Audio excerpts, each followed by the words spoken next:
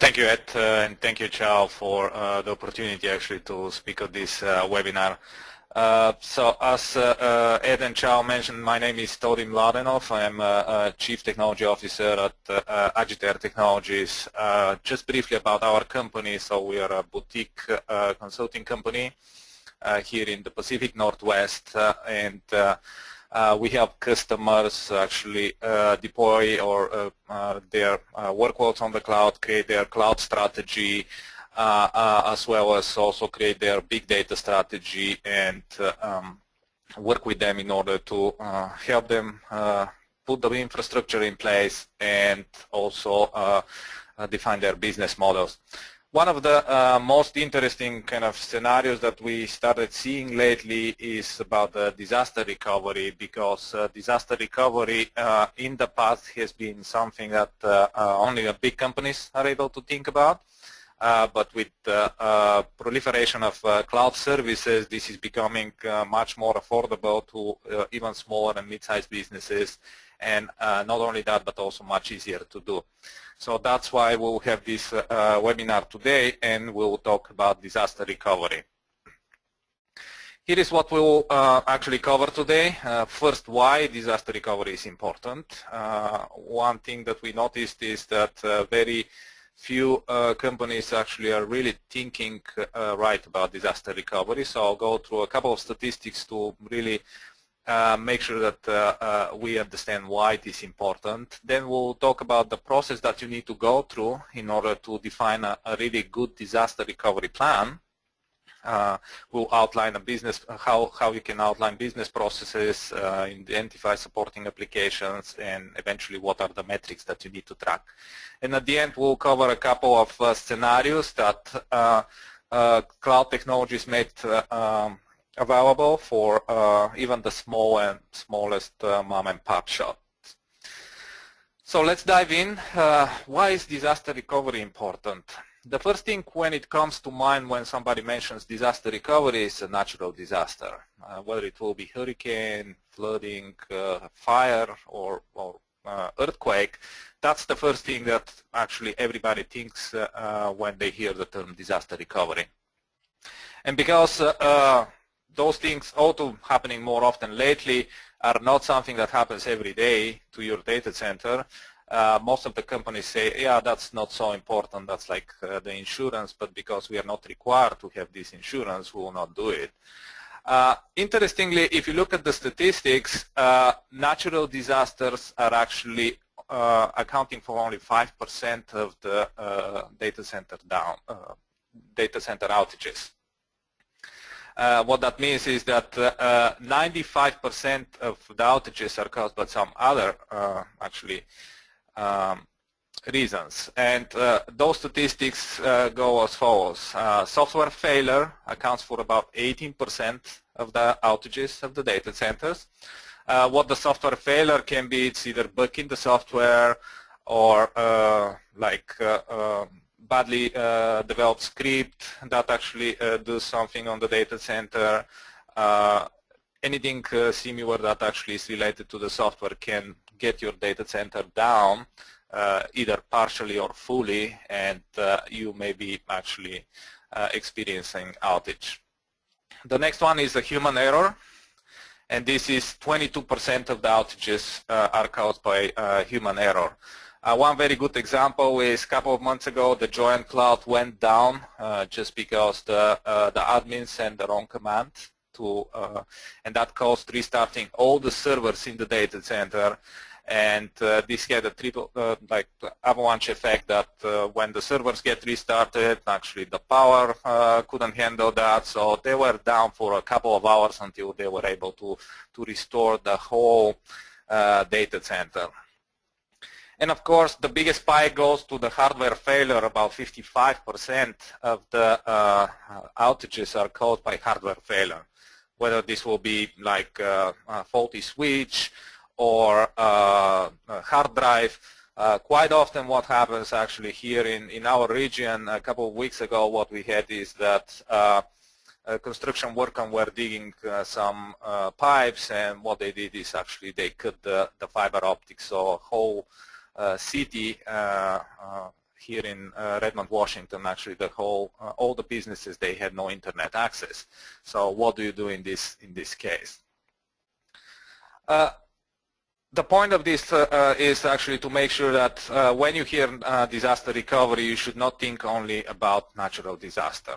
Actually, a natural disaster should be kind of the smallest cause for your outages. Everything else that you can go and influence, like software failures, human errors, and hardware failures, that's actually what you should think about when you think about disaster recovery. Now let's see how many of the businesses survive an event, a disaster event. Statistically, about 43% of the businesses do not open after disaster. What that means is that, let's say your data center goes down, you don't have any disaster recovery plan, that cannot be restored for several days, businesses decide not to open. So almost half of those businesses, they go out of business at the event of disaster. Only 6% of businesses that reopen after disaster, they survive long term. What that means is that even if you reopen, there is no guarantee that actually you will really have enough business, or you will be able to sustain your business, just because the impact on you can be pretty high. Here is how much does it cost, and those are statistical data, but they are kind of really starting to put your mind on, okay, how much is going to cost me to actually be down.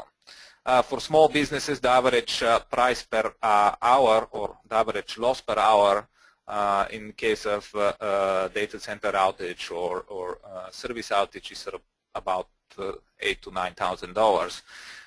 This kind of grows exponentially for mid-size and large companies. So it goes to $250,000 for mid-size companies to about $750,000 per hour.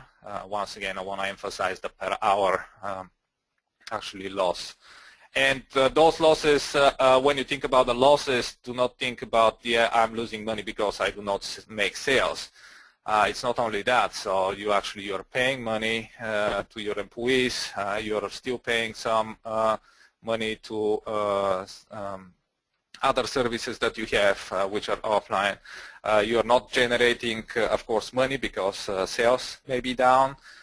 So everybody can be blocked, so that's how those numbers are calculated.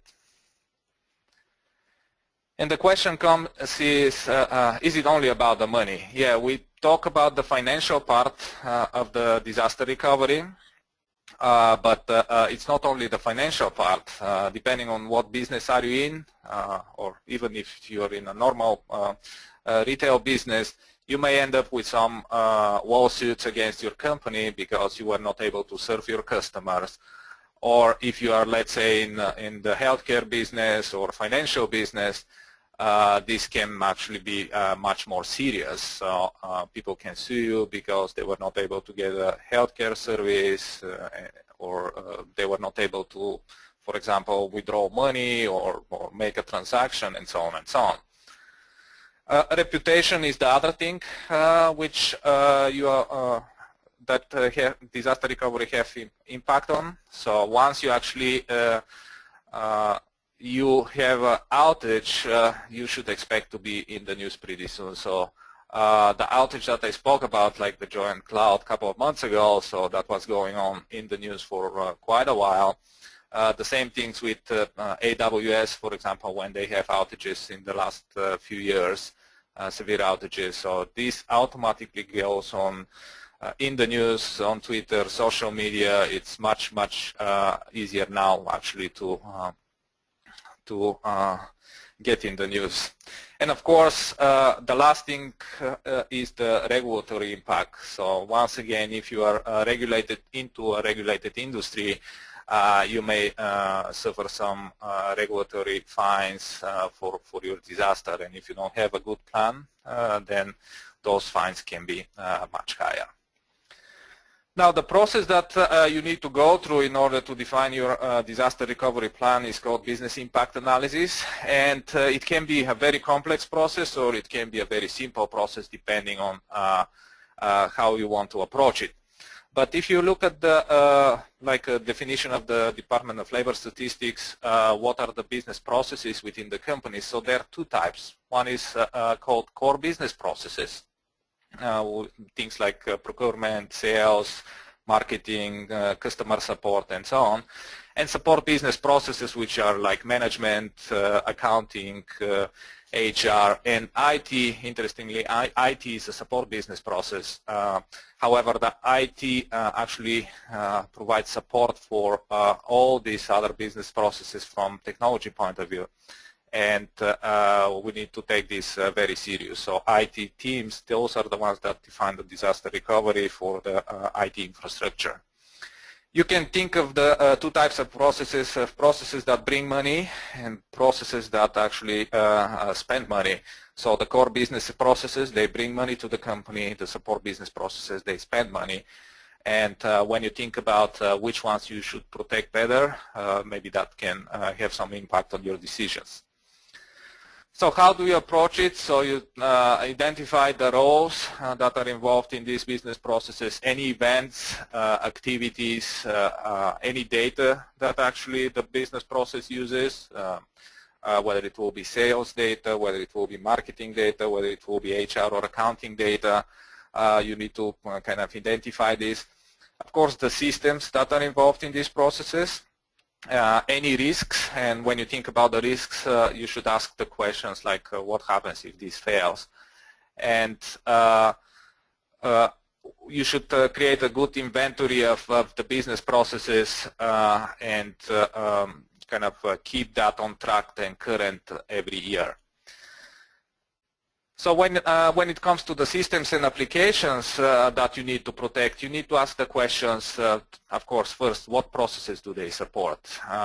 Do they support core business process? Do they support support business process? How important is this process? Can I survive longer time without actually bringing back this process and so on? Of course, what data they store? I mentioned that already. Is it like sales data, marketing data, accounting, HR, and so on? Also, you should ask the question, okay, how can I restore this data if I lose something? Try to identify whether they are redundant systems or applications. And also, once again, what's the impact, what will happen if they go down? You make the inventory list and then you identify strategies how to protect those systems. Even before that, you need to once again prioritize them and make sure that actually you have a good understanding of the processes and the applications involved in them. In the strategies, you need to think also how to recover them.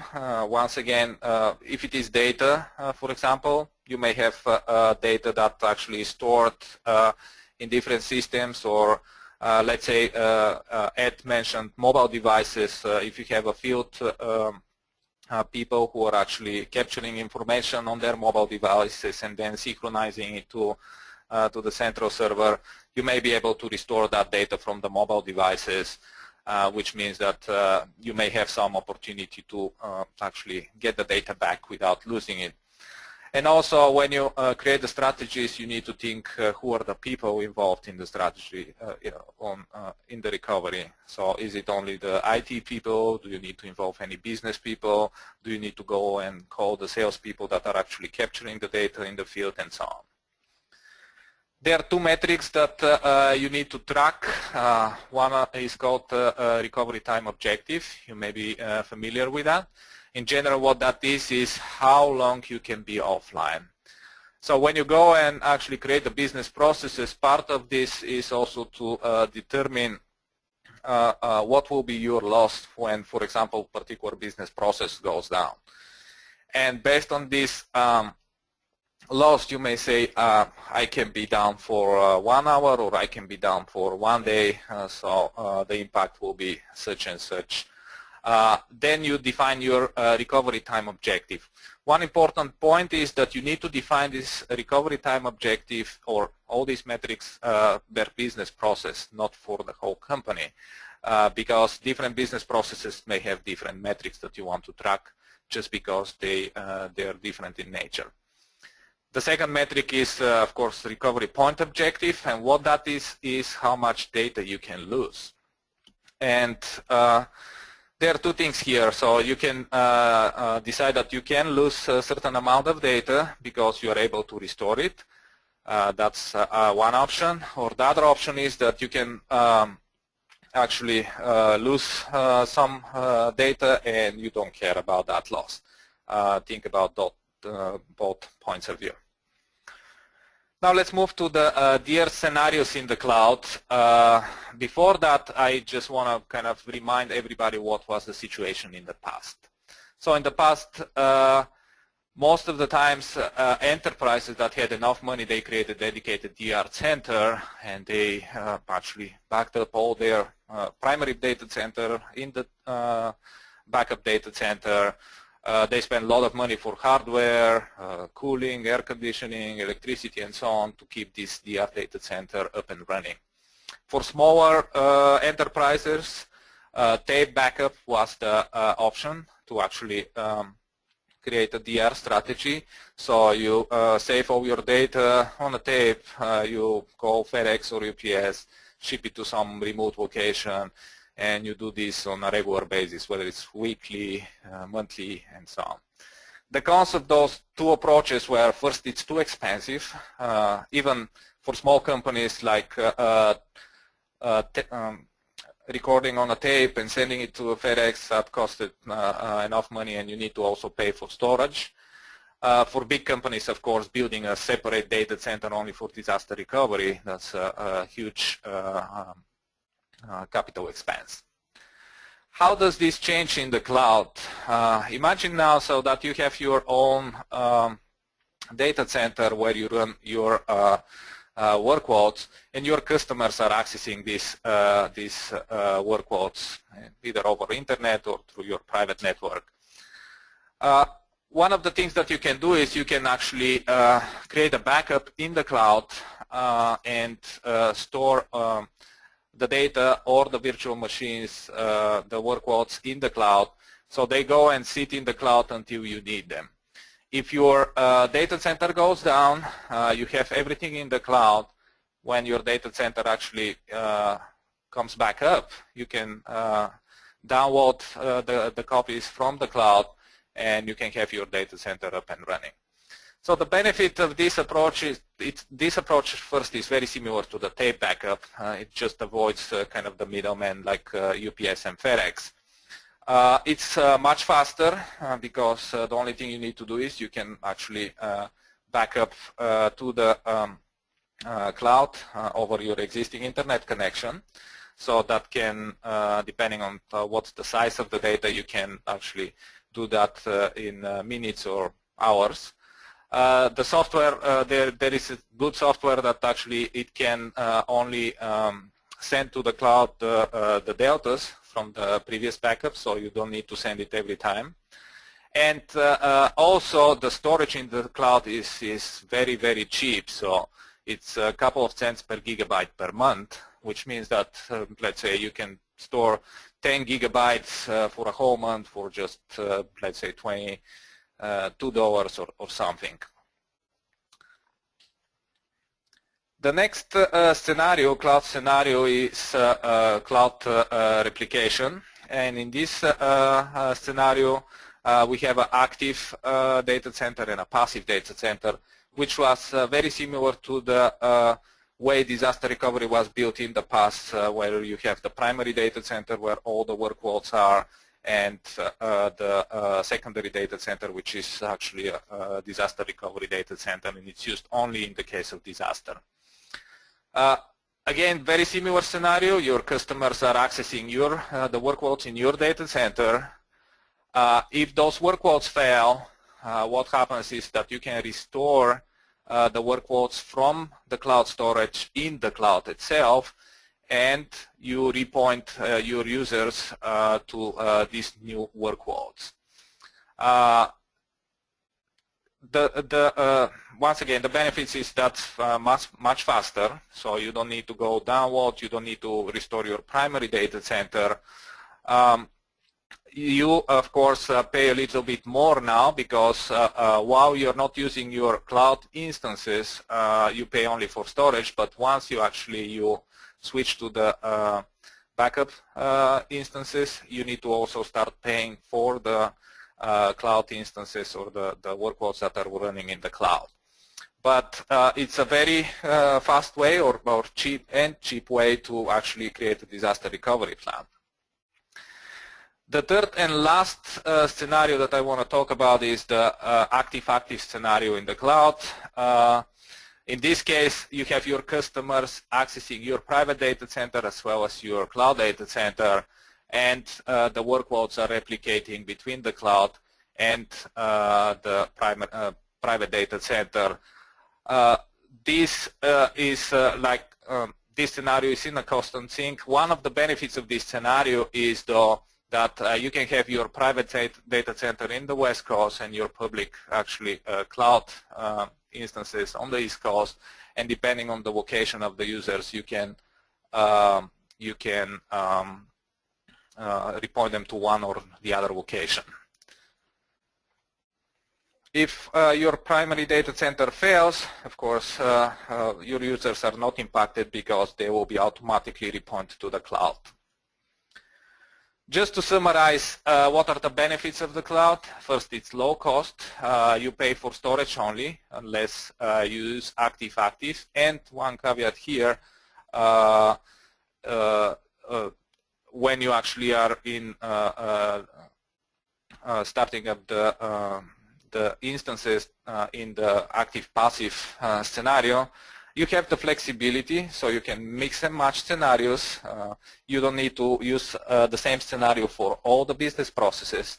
And automation is another benefit because the software that companies are providing is smart enough to actually help you with all the scenarios and automate most of the work that actually you need to do. Okay, back to you, Chal.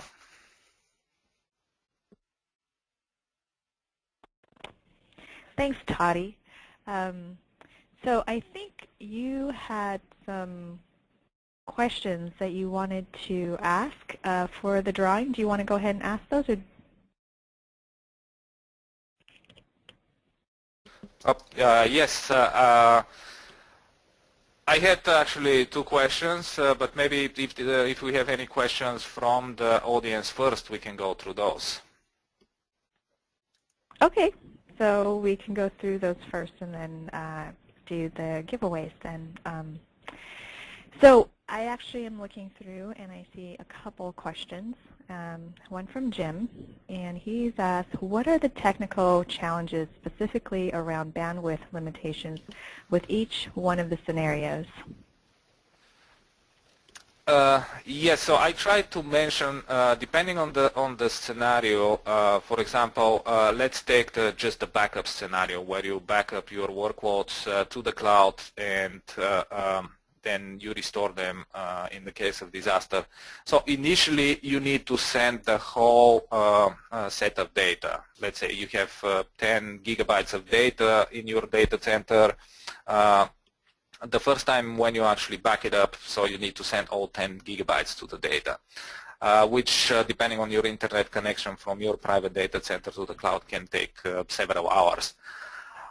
Once this is done though, most of the softwares that are currently offered, they are pretty smart to only send the deltas, which means that subsequent backups will be much smaller and it will take faster. Of course, once your data center fails and you need to restore this, again, you need to download everything from the data center down. This is similar for the active-passive scenario and for the active-active scenario. So you constantly have some data traveling between the private data center and the cloud. But the hit is initially when you do the first kind of replication, and after that only deltas are sent between the two instances. Great. So here's another one from Bryce. Cloud has hidden costs that customers learn about when they get the bill. So for the 3 scenarios, are there any other costs except storage that I need to think about?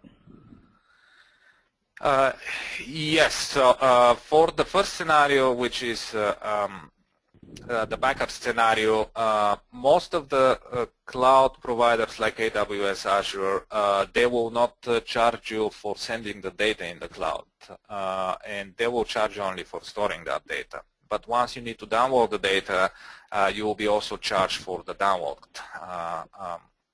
of the data. In the second and the third scenario, in addition to kind of sending data back and forth, so you will be charged when you send data from the cloud down to your data center. This is in third scenario. But additional charges you will have is also running those workloads in the cloud. So for the second scenario, which was active passive, you will not be charged for sending the data. You will be charged for storing the data, and once you actually bring up the instances in the cloud. For the third scenario, which was the active scenario, you will be charged for actually synchronizing from the cloud to your private data center, as well as for running your workloads in the cloud. Okay. And Ron asks, I want 100% availability. How can I achieve this with the cloud? So yeah, that's a very good question. So everybody, when somebody says 100%, there is no 100% availability. So you can go and, because one of the things that it's a misconception, even with your own data center, you cannot have 100% availability for reasons that I already mentioned. Like somebody will come and cut the internet cable to your data center, so your data center will be up and running, but your customers will not be able to access it. Most of the times we are thinking about like 3 nines, 4 nines, 5 nines availability. Cloud providers, they give you most of the time around 4 nines, which means you have some downtime. However, you can hedge your bets, like for example, the active scenario that I mentioned. So if you put your workloads on the East Coast and the West Coast, the chances that actually both will go down are pretty slim. So if you really need a very high availability of your workloads, you should think of geo-distribution and active type of scenarios. Cool. Okay, so we're going to have time for one more. I don't want to keep everyone here, and for all the other questions, we can email you directly. So the last one is from Morgan. For backup and recovery of data, is public or private a better fit over the other if I'm running a healthcare company? That's a question that kind of, it depends on your risk tolerance. There are public clouds that are getting certified, for example, for storing private PII data, which is personally identifiable data. Of course, most of the companies that we have seen is they prefer the private setting, just because they have more control on that. All two public cloud providers are really kind of striving to get certifications. There are still kind of concerns that, for example, your workloads can coexist with, let's say, somebody who is running some malicious software on their workloads, and they can be either monitoring traffic, which means that if your application, it's not a problem like that those workloads are together, but if your application has some security flaws, it will be much easier to actually expose those in a public setting than in a private.